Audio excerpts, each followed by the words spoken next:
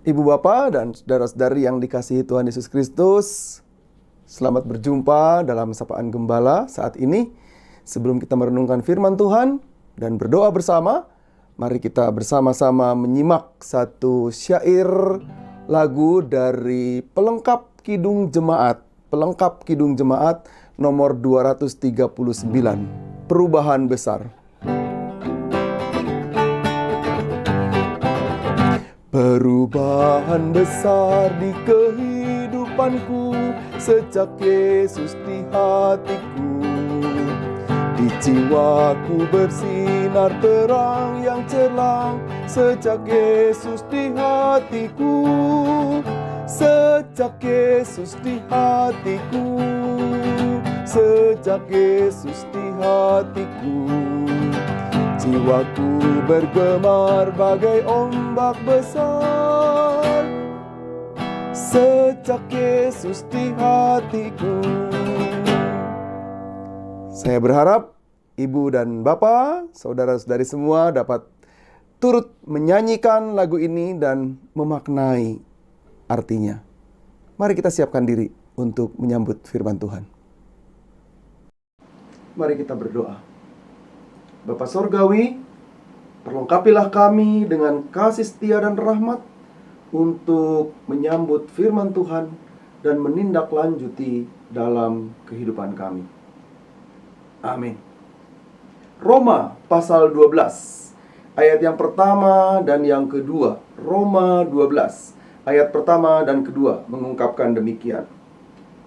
Karena itu, saudara-saudara, demi kemurahan Allah, aku menasihatkan kamu, supaya kamu mempersembahkan tubuhmu sebagai persembahan yang hidup, yang kudus, dan yang berkenan kepada Allah. Itu adalah ibadahmu yang sejati. Janganlah kamu menjadi serupa dengan dunia ini, tetapi berubahlah oleh pembaruan budimu, sehingga kamu dapat membedakan manakah kehendak Allah, apa yang baik, yang berkenan kepada Allah, dan yang sempurna. Demikian pembacaan Alkitab kita. Yang berbahagia ialah kita semua yang mendengarkan firman Tuhan dan melakukan di dalam kehidupannya sehari-hari. Ibu dan Bapak, saudara-saudari yang dikasihi Tuhan Yesus Kristus, umat yang dikasihi Allah, kata perubahan itu sungguh-sungguh memanggil kita untuk benar-benar memiliki sebuah daya untuk melakukan perubahan itu. Kata perubahan biasa juga disebut di dalam perjalanan kehidupan seorang manusia atau banyak orang yang mau melakukan sebuah pola hidup yang baru. Tentu di dalamnya perubahan itu dari pola hidup lama ke pola hidup baru yang lebih baik. Karena kalau tidak lebih baik, maka itu pun perubahan. Tetapi perubahan menjadi buruk dan nilainya sangat rendah. Pada sisi yang lain, orang seringkali juga menyebut dengan istilah transformasi.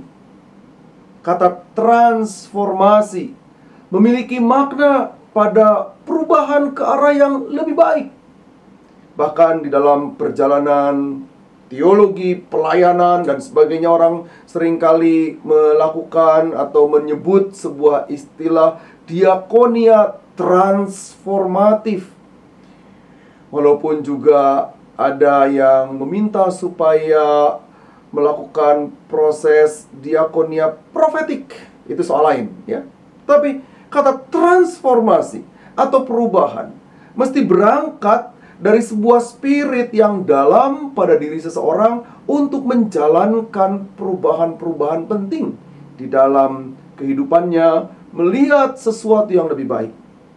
Nah, untuk itu Paulus memberikan sebuah gambaran penting kepada kita ketika ia mengatakan di dalam surat Roma pasal yang ke-12 ayat yang kedua, ia mengatakan begini, Janganlah kamu menjadi serupa dengan dunia ini, tetapi berubahlah oleh pembaruan budimu, sehingga kamu dapat membedakan manakah kehendak Allah, apa yang baik, yang berkenan kepada Allah, dan yang sempurna. Yang dimaksudkan Paulus dengan perubahan atau berubah di sini, yang dimaksudkan tentu saja bukan berarti kemudian kita keluar dari dunia, sama sekali tidak. Tetapi artinya dunia yang sedang berkembang, dunia yang terus bergejolak itu tidak boleh membuat kita kemudian larut dan kemudian kita mengikuti model yang ditawarkan dunia. Harus disadari bahwa perkembangan itu tidak bisa dihindari.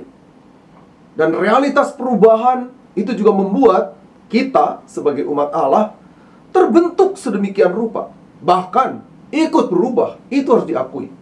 Tetapi justru perubahan yang terjadi di tengah-tengah dunia mesti membuat kita menggarami dunia itu. Itu yang dimaksudkan oleh Paulus. Supaya jangan sampai justru dunia yang menggarami kita. Terbalik ya. Itu sebabnya apa yang dimaksudkan oleh Paulus jangan menjadi serupa dengan dunia ini. Itu bukan berarti kemudian kita tidak tinggal dalam dunia. Toh kita berada dalam dunia. Tetapi segala perubahan yang terjadi di tengah-tengah dunia ini mesti membuat kita memiliki spirit yang lebih baik, sehingga dunia diperbarui oleh perangkat kehidupan, oleh pola berpikir, oleh cara berteologi, cara bertindak di tengah-tengah kehidupan kita. Bukan sebaliknya. Justru kita ikut di dalam arak-arakan dunia ini yang membuat kita kemudian kehilangan spirit, kehilangan makna teologis di dalam kehidupan kita untuk menyuarakan kasih sayang Allah itu.